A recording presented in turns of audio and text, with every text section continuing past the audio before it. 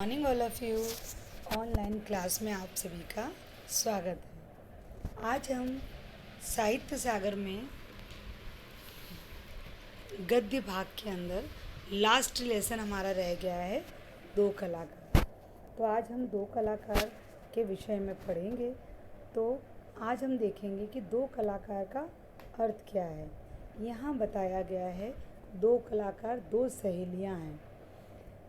तो उसमें से एक सहेली का नाम है चित्रा, जो चित्र बनाती है, और दूसरी सहेली का नाम है अरुणा, जो समाज में समाज सेविका कह सकते हैं। जो समाज में जो गरीब लोग होते हैं, जो मज़दूर के बच्चे होते हैं, जो चपरासी के बच्चे होते हैं, उन्हें वह मुफ्त में पढ़ाने का काम करती है। तो यहाँ पर दोनों सहेलियाँ एक ही हॉस्टल में एक ही कमरे में रहती हैं और दोनों के स्वभाव में भी बहुत अंतर है, फिर भी दोनों बहुत अच्छी दोस्त हैं। अरुणा को चित्रा रूड़ी नाम से बुलाती है। उसे कभी भी अरुणा नहीं कहती। क्या कहती है वो? रूनी, रूनी करके बुलाती है। ए रूनी उठ कहते हुए चादर खींचकर चित्रा ने सोती हुई अरुणा को झकझोर कर उठा दिया। अब क्या हुआ? सुबह के समय अरुणा सो रही थी और चित्रा ने एक चित्र बनाया, तो उसे वह चित्र दिखाने के लिए उसे ज़बरदस्ती वह उठाने लगी। अरुणा को थोड़ा सा गुस्सा आता है। क्या है तू मुझे सुबह सुबह इतनी तेज़ झकझोर रही है? इतनी ज़ोर से मुझे हिलाकर, झकझोरना मतलब ज़ोर से हिलाना, तो इतनी ज़ोर से मुझे ज़ोर से तू हिला रही है, क्या है तुझे? उसने कहा उठ, तू उठ, और उसके चादर को हटा देती है। अरुणा अपनी आंखों को मलते हुए फिर कहती है, बोल तूने मुझे क्यों जगाया? चित्रा उसका हाथ पकड़कर उसे अपने चित्र की ओर, जो चित्रा ने चित्र बनाया था, उस चित्र की ओर उसके हाथ को पकड़कर उस चित्र के पास लेकर जाती है और उस चित्र के सामने उसे खड़ा कर देती है। और वह इस प्रकार का चित्र है जिसके अंदर उसने आधी दुनिया को समाहित कर दिया है। आधी दुनिया उसके अंदर समाहित हो गई है।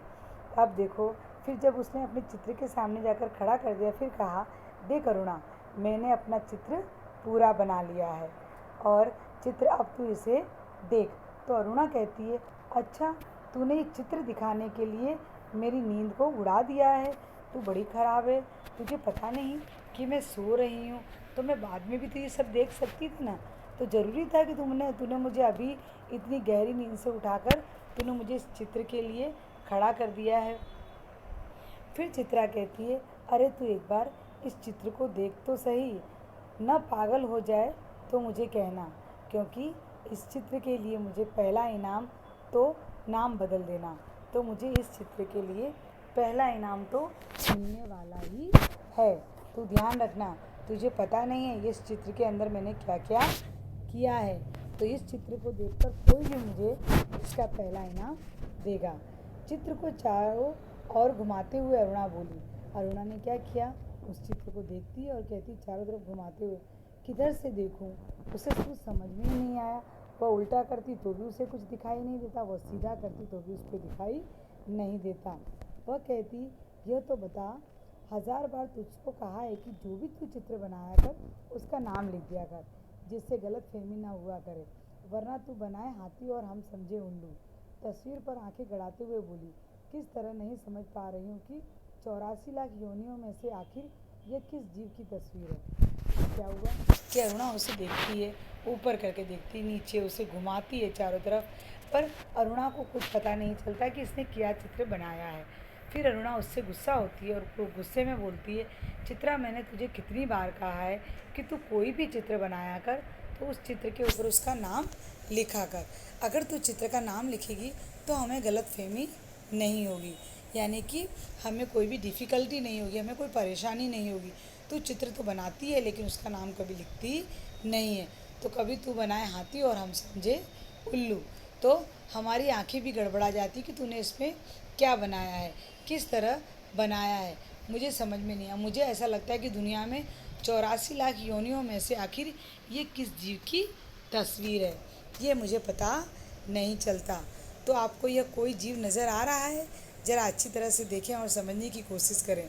फिर चित्रा क्या बोलती है, अच्छा अच्छा, ठीक है, तुम इसको ध्यान से देखो और कहो कि इसके अंदर तुम्हें क्या नज़र आ रहा है। अरे ये क्या, इसमें तो सड़क, आदमी, ड्राम, बस, मोटर, मकान सब एक दूसरे पर चढ़ रहे हैं, मानो सबकी खिचड़ी पकाकर रख दी हो। क्या धन चक्कर बनाया है। यह कहकर अरुणा ने चित्र रख दिया।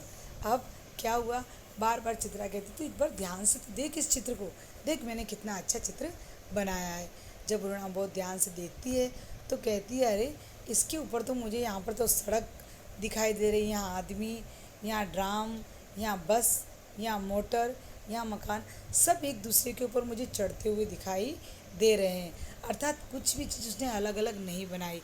ऐसा लग रहा है जैसे तूने सबको मिलाकर एक खिचड़ी बना दिया। हम खिचड़ी कैसे बनाते हैं, मूंग दाल चावल सब मिलाकर बनाते हैं ना, उसी तरह से यहाँ पर ऐसा लग रहा है तूने चित्र को तो बनाए अलग अलग, लेकिन सबको एक दूसरे के ऊपर चढ़ा दिया है। मतलब ऐसा लग रहा है तूने ये खिचड़ी बनाकर रख दी है। ये किस तरह का धन चक्कर, यानी कि घूमने वाला, कुछ समझ में न आने वाला बनाकर रख दिया है। इस तरह से अरुणा बोलकर उस चित्र को बाजू में रख देती है। जरा सोचकर बता कि यह किसका प्रतीक है। तेरी बेवकूफ़ी का, आई है बड़ी प्रतीक वाली। अरे जनाब, ये चित्र आज की दुनिया में कन्फ्यूज़न का प्रतीक है, समझी। मुझे तो तेरे दिमाग का कन्फ्यूज़न का प्रतीक नज़र आ रहा है। बिना मतलब ज़िंदगी ख़राब कर रही है। और अरुणा मुँह धोने के लिए बाहर चली जाती है।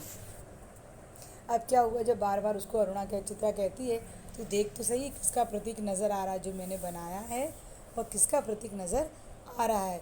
तो अरुणा बोलती मुझे तो ये किसी का प्रतीक नज़र नहीं आ रहा, मुझे ऐसा लग रहा है तेरी बेवकूफ़ी का प्रतीक नज़र आ रहा है।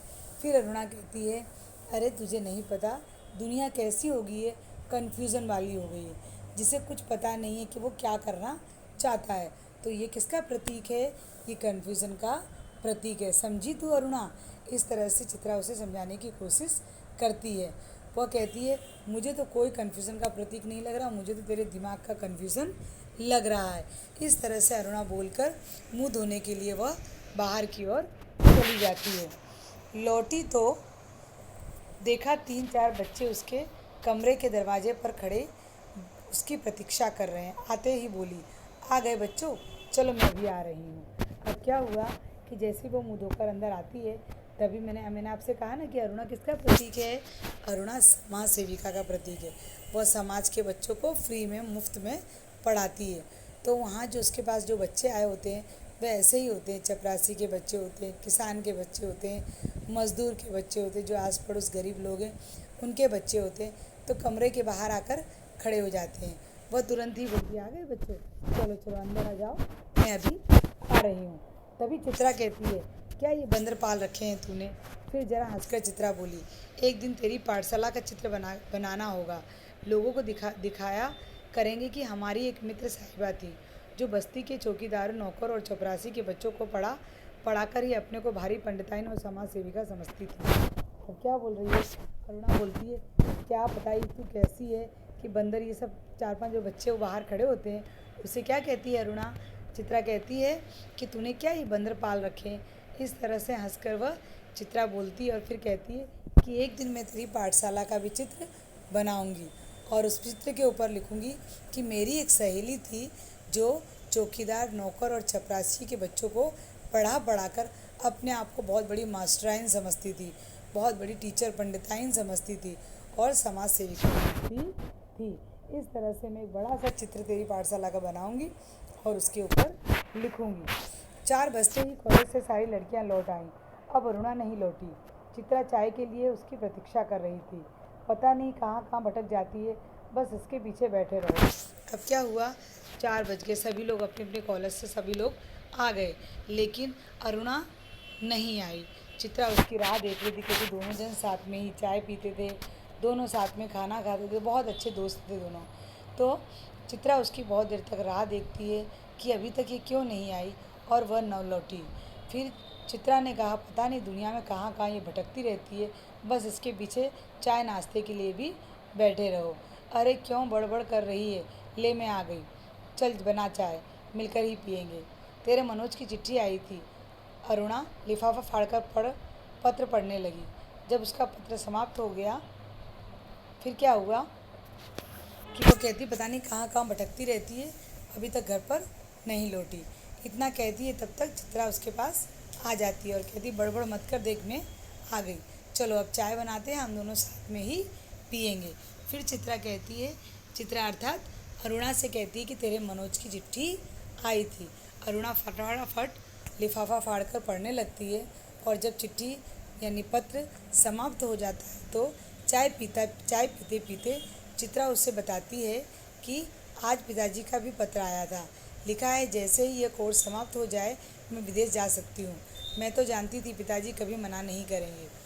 अब क्या हुआ कि उसने मनोज की चिट्ठी पढ़ी। मनोज की चिट्ठी किसने पढ़ी?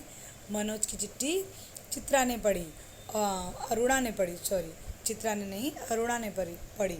और अरुणा ने फिर बताया, अरुणा ने चिट्ठी पढ़कर जब समाप्त हुई तो दोनों साथ में चाय पीने लगी। उसके बाद चित्रा ने बताया कि आज मेरे पिताजी का भी पत्र आया था। उसमें पिताजी के पत्र में लिखा था कि अगर मेरा यहाँ पर ये कोर्स पूरा हो जाएगा तो मैं विदेश जा सकती हूँ। मुझे तो पहले से ही पता था कि मेरे पिताजी मुझे कभी भी विदेश जाने से मना नहीं करेंगे।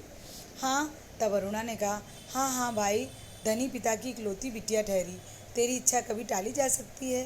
पर सच कहती हूँ, तुझे तो सारी कला इतनी निरर्थक लगती है, इतनी बेमतलब लगती है कि बता नहीं सकती। किसी काम की ऐसी कला जो आदमी को आदमी न रहने दे। अरुणा आवेश में बोली, मैं तो तू मुझे आदमी नहीं समझती क्यों? अब क्या हुआ कि अरुणा कहती है चित्रा से कि चित्रा, तू तो अपने पिता की इकलौती बेटी है, अकेली बिटिया है, तो तुझे तेरे पिताजी कैसे ना कहेंगे? तेरी कोई भी इच्छा को तेरे पिताजी ना नहीं कह सकते। लेकिन एक बात कहूँ चित्रा, मुझे तो जो तू चित्र बनाती है, मुझे तेरे चित्र सब निरर्थक लगते हैं, मतलब कि बिना काम के लगते हैं, बिना मतलब के लगते हैं। इसमें मुझे कोई काम की चीज़ नज़र नहीं आती। ऐसी तो तेरी कला किस काम की कि आदमी को आदमी ना समझे। इस तरह से आवेश में आके, गुस्से में आकर अरुणा बोलने लगती है। फिर चित्रा कहती है, अच्छा तो तू मुझे आदमी नहीं समझती, तो तू मुझे क्या समझती है? तूने दुनिया से कोई मतलब नहीं, तुझे तो दूसरों से कोई मतलब नहीं, बस 24 घंटे अपने रंग और तुलिकाओं में डूबी रहती है। दुनिया में कितनी बड़ी घटना घट जाए, पर यदि उसमें तेरे चित्र के लिए आइडिया नहीं तो तेरे लिए वह घटना कोई महत्व नहीं रखती। हर घड़ी, हर जगह और हर चीज़ में तू अपने चित्रों के लिए मॉडल खोजा करती है। कागज़ पर निर्जीव चित्रों को बनाने के बजाय 2-4 की ज़िंदगी क्यों नहीं बना देती? तेरे पास सामर्थ्य है, साधन है।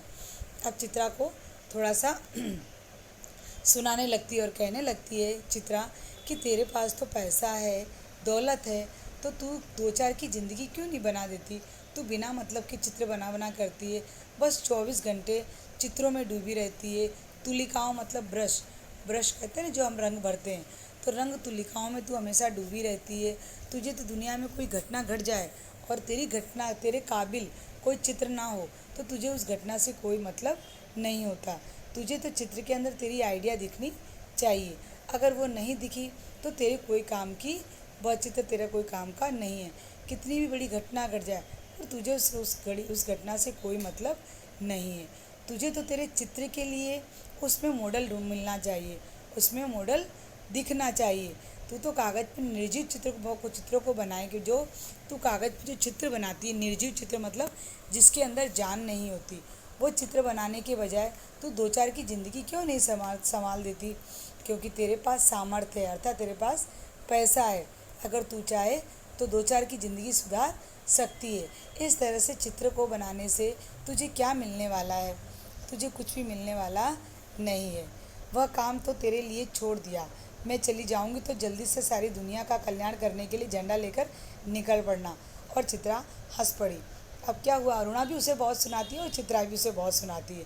फिर चित्रा क्या कहती है कि ठीक है, अगर मैं तो कुछ नहीं कर सकी, मैं तो किसी की ज़िंदगी नहीं संवार सकी, लेकिन वो काम मैंने किस पे छोड़ दिया? तुझ पर छोड़ दिया है। मैं जब विदेश चली जाऊंगी ना, तब तू दुनिया को तुझे एक झंडा पकड़ लेना हाथ में और उस झंडा को लेकर दुनिया में समाज सेविका में जुट जाना और सारी दुनिया का कल्याण करती फिरना। इस तरह से चित्रा हंस पड़ती और वहाँ से चली जाती है। एक दिन की बात है कि 3 दिन से मूसलाधार वर्षा हो रही थी। रोज अखबारों में बाढ़ की खबरें आती थी। बाढ़ पीड़ितों की दशा बिगड़ती जा रही थी और वर्षा थी कि थमने का नाम नहीं लेती थी। अरुणा सारा दिन चंदा इकट्ठा करने में व्यस्त रहती थी। एक दिन आखिर चित्रा ने कह दिया, तेरे इम्तिहान सिर पर आ रहे हैं, खुद पढ़ती लिखती है नहीं, सारा दिन बस भटकती रहती है। माता पिता क्या सोचेंगे कि इतना पैसा बेकार ही पानी में बहाया। अब क्या हुआ कि जहाँ वो लोग रहते थे तो वहाँ पर उनको सुनने में आया कि 3 दिन से मूसलाधार, मूसलाधार मतलब बहुत तेज़ी के साथ, बहुत ज़्यादा जो वर्षा रुकती नहीं उसे कहते हैं मूसलाधार बारिश। तो मूसलाधार बारिश बहुत तेज़ी से हो रही थी। अखबारों में भी खबर अखबार मतलब न्यूज़पेपर में भी बहुत खबर आ रही थी कि बाढ़ से जो लोग पीड़ित हो गए हैं, जिनका घर लुट गया है, जिनके घरों में पानी भर गया है, पूरे का पूरा गांव डूब गया है। इतनी गंदी परिस्थिति हो गई है कि बाढ़ आ गई। जब बारिश ज़्यादा हुई तो बाढ़ आने के कारण लोग अपने घर से बेघर हो गए हैं और वर्षा है जो थमने का नाम ही नहीं लेती। अब तो अरुणा को जब ये इस बात का पता चला तो अरुणा ने क्या किया, लोगों के घर जा जा के उसने चंदा इकट्ठा करना शुरू कर दिया। चंदा इकट्ठा अर्थात पैसा इकट्ठा करना शुरू कर दिया। एक दिन चित्रा ने जब ये देखा कि अरुणा पागल की तरह यहाँ वहाँ भटकती रहती है, चंदा इकट्ठा करती रहती है, तो चित्रा ने कह दिया कि तेरे सर पर इम्तिहान आ रहे हैं, अर्थात एग्ज़ाम तेरे सिर पर आ रहे हैं और तू कुछ पढ़ती लिखती नहीं है, सारा दिन भटकती रहती है चंदा इकट्ठा करने के लिए। तेरे माता पिता क्या सोचेंगे कि तेरे पीछे इतना पैसा खराब कर रहे हैं तो सब पानी में बहा दिया जा रहा है। इस तरह से चित्रा अरुणा को समझाने की कोशिश करती है, लेकिन अरुणा कुछ समझती नहीं है क्योंकि वह सचमुच एक दयावान लड़की है, एक दयालु लड़की, एक भावुक लड़की है कि जब भी वो किसी के कष्ट को देखती है तो वह दुखी हो जाती है। आज शाम को समाज सेवकों का एक दल जा रहा है, प्रिंसिपल से अनुमति ले ली है, मैं भी उनके साथ ही जा रही हूँ। चित्रा की बात को बिना सुने उसने कहा। अब चित्रा उसे समझाती है कि तेरे माता पिता तुझे इतना पैसा तेरे पीछे खर्च कर रहे हैं तो यानी कि वो बेकार में पानी में बहा रहे हैं, तू पढ़ती लिखती क्यों नहीं है। लेकिन वह चित्रा की बात को अनसुनी करके कहती है कि आज शाम को समाज सेवकों का, अर्थात कि जो समाज की सेवा करते हैं उनका एक दल, अर्थात एक उनका झुंड जा रहा है, तो उसके साथ अरुणा भी जाने के लिए तैयार है। अपनी प्रिंसिपल से उसने अनुमति ले ली है और वह भी उनके साथ जाने के लिए तैयार हो गई है। चित्रा की बात को वो सुनकर अनसुनी कर देती है। शाम को अरुणा चली जाती। 15 दिन बाद वह लौटी तो उसकी हालत काफ़ी खस्ता हो चुकी थी। सूरत ऐसी निकल आई थी मानो 6 महीने से बीमार हो गई। चित्रा उस समय गुरुदेव के पास आई हुई थी। अरुणा नहा धोकर खा पीकर लेटने लगी, तभी उसकी नज़र चित्रा के एक नए चित्रों की ओर गई। 3 चित्र बना रखे थे, तीनों बाढ़ के चित्र थे। जो दृश्य वह अपनी आंखों से देखकर आ रही थी वही वैसे ही दृश्य यहाँ भी अंकित थे। उसका मन जाने कैसा कैसा हो रहा था। अब क्या हुआ, 15 दिन के बाद अरुणा जब वापस हॉस्टल में आती है तो वो देखती है कि उसकी हालत खस्ता मतलब उसकी हालत थोड़ी सी ख़राब हो गई है। खस्ता का अर्थ होता है ख़राब होना, कि उसकी हालत ख़राब हो, सूरज जैसे निकल आई। सूरज जैसे निकल आई का मतलब एकदम उसका मुंह एकदम काला काला हो गया और शरीर एकदम पतला पतला हो गया है, गाल सब उसके बैठ गए हैं, तो सूरज जैसे निकल आई हो। ऐसा लग रहा था जैसे 6 महीने से वह बीमार हो गई हो। चित्रा अपने गुरुदेव के पास उनसे मिलने जाती है, तभी अरुणा हॉस्टल में आती है और देखती है कि चित्रा घर पे नहीं है।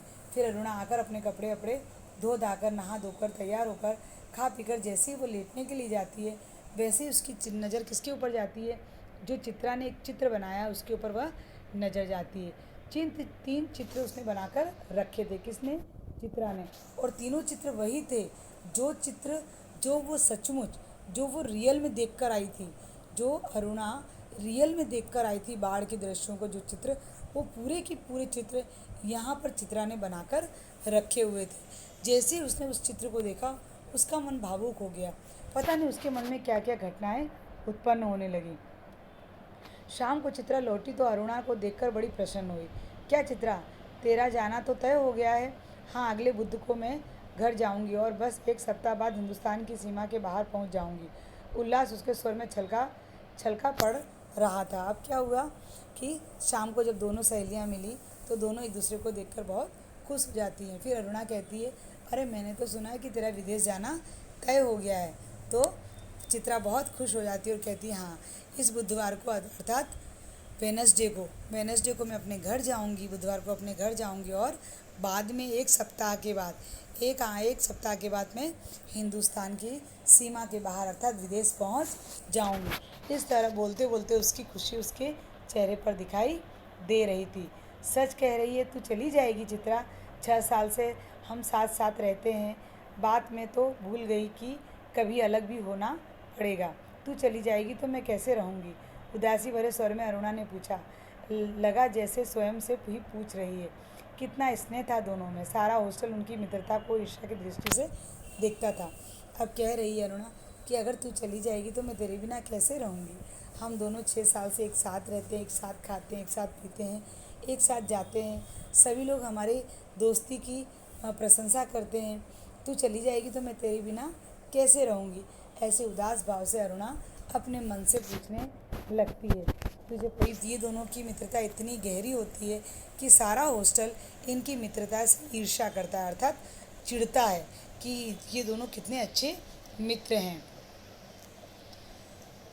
आज चित्रा को जाना था। आज चित्रा को वहाँ जाना था। आज चित्रा को वहाँ जाना था। अरुणा सवेरे से ही उसका सामान ठीक कर रही थी। एक एक करके चित्रा सबसे मिल गई। बस अब गुरुजी से मिलना रह गया था, सो उसका आशीर्वाद लेने चल पड़ी। 3 बज गए थे। वह वहीं लौटी नहीं। 5 बजे की गाड़ी से वह जाने वाली थी। अरुणा ने सोचा वह खुद जाकर देख आए कि आखिर बात क्या हो गई। तभी बड़बड़ाती हुई चित्रा ने प्रवेश किया। बड़ी देर हो गई ना? अरे क्या करूं? बस कुछ ऐसा हो गया कि रुकना पड़ा। अब क्या हुआ? अरुणा चित्रा जाने वाली थी, लेकिन अरुणा उसका सारा सामान पैक कर रही थी, सारा सामान उसका लगा रही थी। और वह जो चित्रा थी वो अपने गुरुजी से मिलने के लिए गई थी, तो गुरुजी से मिलकर वो आ नहीं पाई। बहुत देर हो गई। 5 बजे की गाड़ी थी और 3 बजे तक वो वापस नहीं लौटी। अरुणा सोच में डूब गई कि गुरुजी का आशीर्वाद लेने गई और अभी तक ये वापस नहीं आई। तो अरुणा सोची कि मैं खुद जाकर देख आऊँ कि इतनी देर से क्यों हो गई। तब तक बड़बड़ाती हुई, घबराती हुई फटाफट कौन आती है? चित्रा आती। चित्रा का प्रवेश होता है। चित्रा आती है। इतने में अरुणा पूछती है, तुझे इतनी देर कैसे हो गई?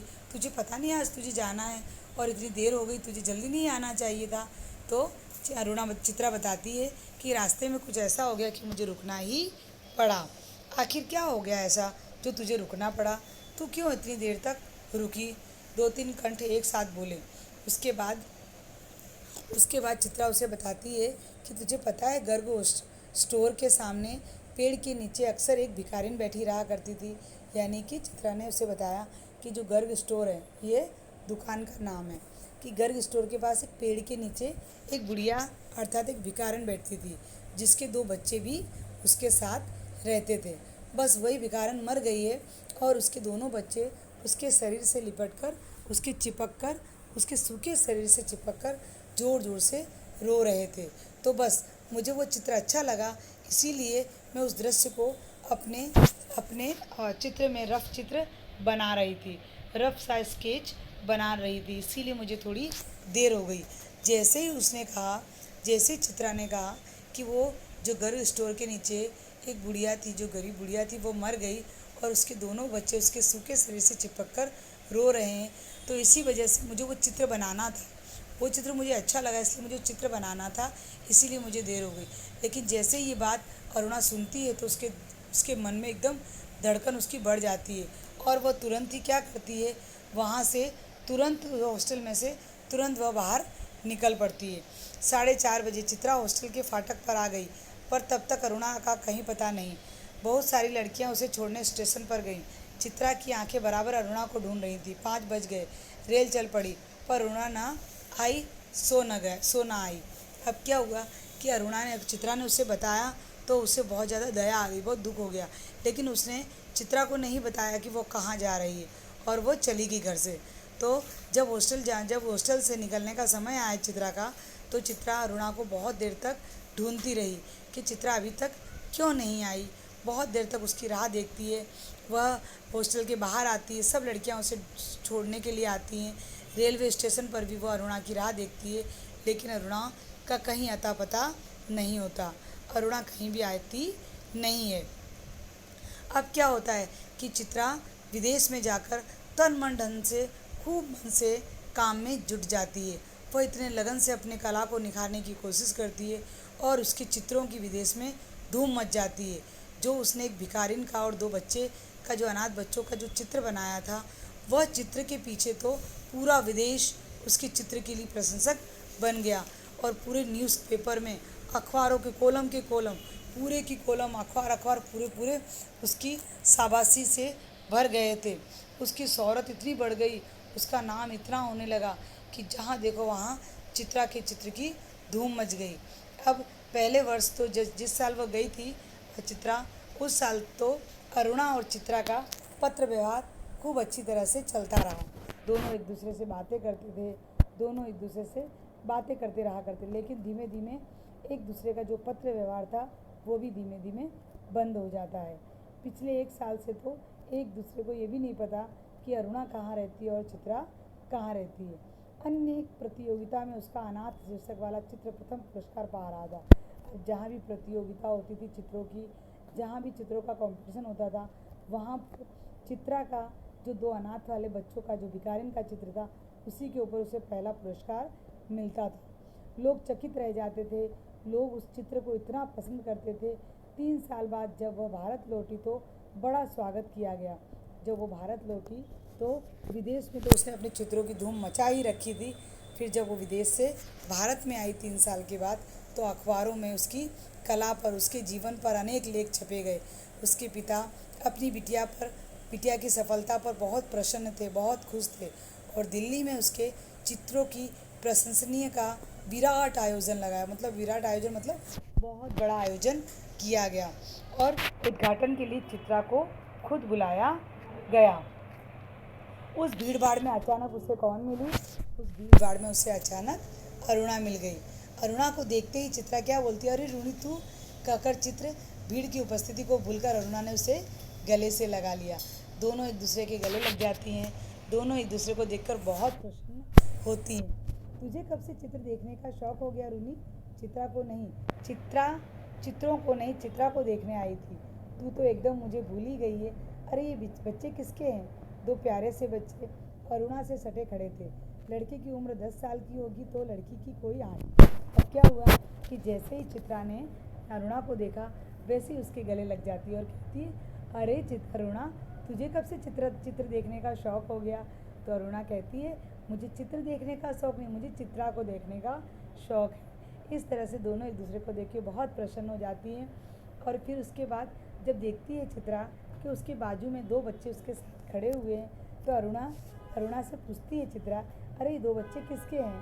तो चित्रा बताती है, ये 2 बच्चे मेरे हैं, ये दोनों बच्चे मेरे हैं। लड़के की उम्र कम से कम 10 साल की थी और लड़की की उम्र 8 साल की होगी। ये मेरे ही बच्चे हैं। और ये किसके बच्चे हैं? तू तो ऐसी बात करती है। फिर दोनों बच्चों को अरुणा कहती है, देखो, अरुणा कहती दोनों बच्चों को, देखो ये चित्रा मौसी है, इन्हें नमस्ते करो, ये तुम्हारी मौसी हैं। तो इस तरह से अरुणा अपने बच्चों को आदेश देती है और दोनों बच्चे चित्रा को मौसी बोलकर नमस्ते करते हैं। बच्चों ने बड़े आदर से नमस्ते किया, पर चित्रा अवाक होकर कभी बच्चों को देखती और कभी अरुणा का मुंह देखती। तभी अरुणा ने टोका, कैसी मौसी है, प्यार तो कर। अरे चित्रा ने दोनों के सिर पर हाथ फेरा, प्यार का।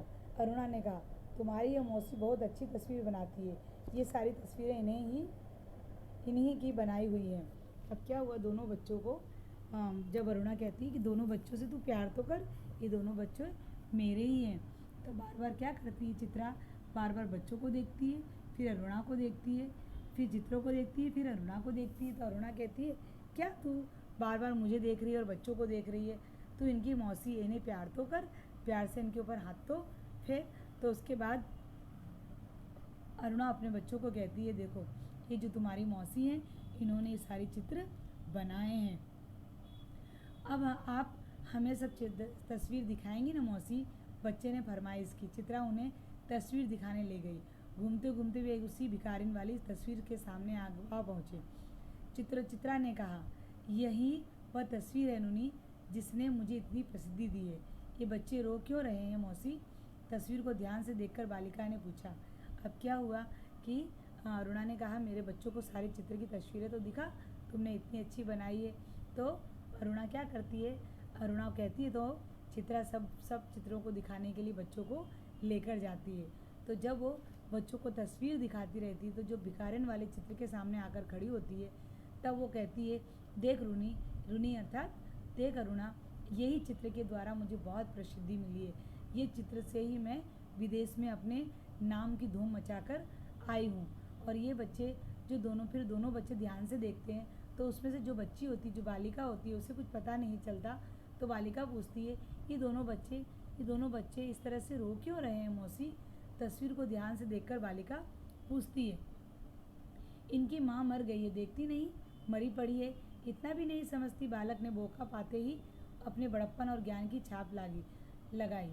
ये सचमुच के बच्चे हैं मौसी? बालिका का स्वर करुणा से करुणतर होता जा रहा था।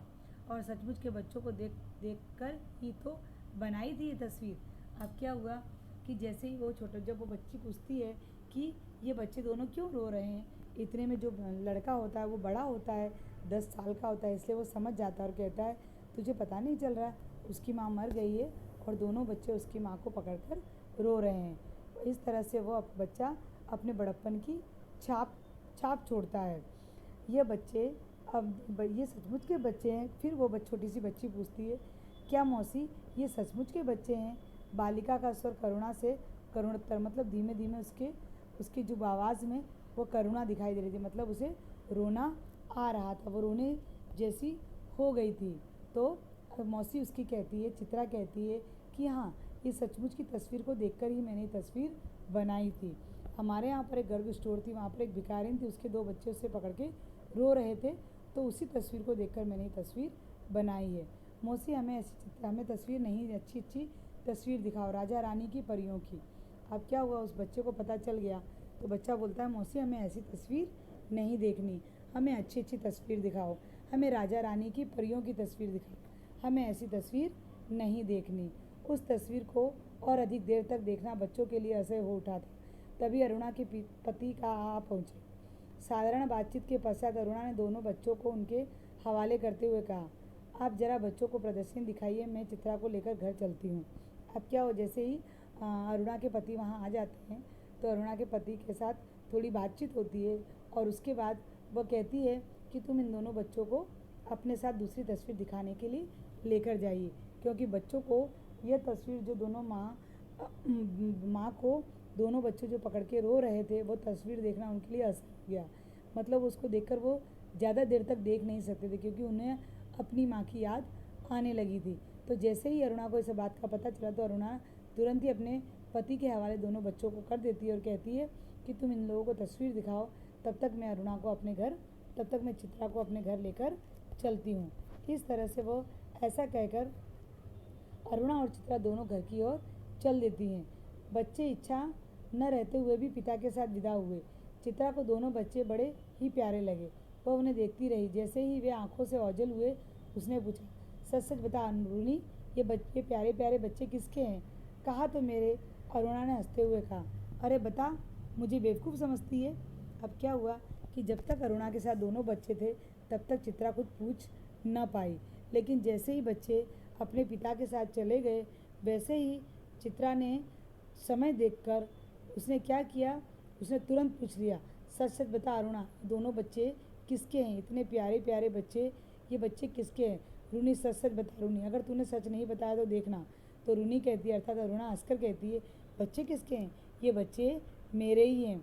फिर चित्रा कहती है तू मुझे बेवकूफ़ समझती है, तू मुझे बेवकूफ़ बनाना चाहती है, तो सच सच बता दे मुझे, ये दोनों बच्चे, इतने बड़े बच्चे तेरे नहीं हो सकते, तू मुझे बता। तू क्या मुझे पागल समझती है? तू मुझे बताने की हिम्मत नहीं रखती, सच बता ये बच्चे किसके हैं? तभी एक क्षण रुककर अरुणा ने कहा बता दूं, और फिर उस भिखारिन वाले चित्र के दोनों बच्चों पर उंगली रखकर बोली यही हैं वे दोनों बच्चे। क्या? चित्रा की आंखें विस्मय से फैली रह गईं। क्या सोच रही है चित्रा? कुछ नहीं, मैं सोच रही थी कि, पर शब्द शायद उसके विचारों में खो गए। अब क्या हुआ कि जैसे ही उसने कहा कि बता दूं, अरुणा कहती बता दूं, अगर तू ज़्यादा जिद कर रही तो मैं बता दूं।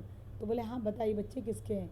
तो उसने कहा कि जिस दिन तू गर्ग स्टोर पर गई थी वहाँ वो भिखारी से दोनों बच्चे जो लिपट के रो रहे थे, उस चित्र को तू बनाकर, तू रियल बच्चे जो रो रहे हैं उसको तू अपने चित्र में बनाकर ले आई थी। जब मुझे तूने ये बात बताई तो मैं तुरंत उन्हीं बच्चों के पास गई थी। बस ये दोनों बच्चों को मैं अपने साथ ले आई और इन दोनों बच्चों को मैं अपने साथ रखने लगी। इन दोनों का बच्चों का पालन पोषण मैं कर रही हूँ और ये दोनों बच्चे, ये वही बच्चे हैं जो उस भिखारिन के साथ लिपट कर रो रहे थे। क्या? एकदम उसकी आंखें विस्मय से अर्थात फटी की फटी रह जाती हैं। वो ऐसे सोचने लगती है, अरे क्या सोच रही है चित्रा। फिर उसके बाद अरुणा बोलती, क्या सोच रही है तू। तो चित्रा कहती, नहीं कुछ नहीं, कुछ नहीं।